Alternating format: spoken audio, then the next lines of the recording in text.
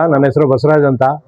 ನಮ್ಮ 7ರಿಂದ 8 ಲೇಔಟ್ಗಳಲ್ಲಿ ಗಿರಿದರ್ಶನ ಬಡಾವಣೆ, ಹಾಲ್ನಳ್ಳಿ ಮತ್ತೆ Chikkahalli, police layout, JSS layout, ಈ ಭಾಗದಲ್ಲಿ ರಸ್ತೆಗಳಿಲ್ಲ, ಸರಿಯಾಗಿ ನೀರಿನ ವ್ಯವಸ್ಥೆ ಇಲ್ಲ, ಸಿಹಿ ನೀರು ಬರ್ತಾ ಇಲ್ಲ.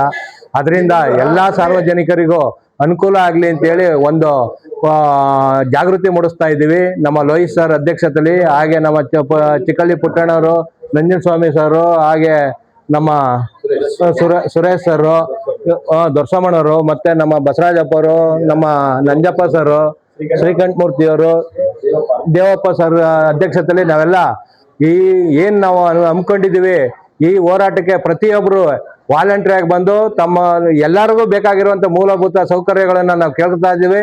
ಆ ಸವಲತ್ತು ಈಡೇರೋ ತನಕನೂ ಜಿಲ್ಲಾ ಉಸ್ತುವಾರಿ ಸಚಿವರು ಇರ್ಬೋದು ಅಥವಾ ಸಂಬಂಧಪಟ್ಟಂತ ಶಾಸಕರು ಇರ್ಬೋದು, ಜೊತೆಗೆ ಮುಖ್ಯಮಂತ್ರಿಗಳು, ನಮ್ಮದೇ ತವರು ಊರಾದಂತ ಮುಖ್ಯಮಂತ್ರಿ ಸಿದ್ದರಾಮಯ್ಯನವರು ಇದಕ್ಕೆ ಹೆಚ್ಚಿನ ಒತ್ತು ಕೊಟ್ಟು ಇದು ಏನ್ ನಮ್ಮ ಮೂಲಭೂತ ಸೌಕರ್ಯ ಇವೆ ಅದು ಈಡೇರೋ ತನಕನೂ ನಾವು ಎಲ್ಲ ಸೇರಿ ಒಗ್ಗಟ್ಟಿಂದ ಒಂದು ಹೋರಾಟ ಮಾಡೋಣ.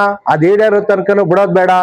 ಆದ್ರಿಂದ ಎಲ್ಲ ನಮ್ಮ ಹಿರಿಯ ನಾಯಕರ ಜೊತೆ ಸೇರಿ ನಾವು ಇದು ನಮ್ಮ ಏನು ಮೂಲಭೂತ ಸೌಕರ್ಯ ಸಿಗೋ ತನಕ ನಿಮ್ ಜೊತೆಗೆ ಇರ್ತೀವಿ ಅಂತ ಹೇಳ್ತಾ ನಾನು 2 ಮಾತು ಮುಗಿಸ್ತಾ ಇದ್ದೀನಿ.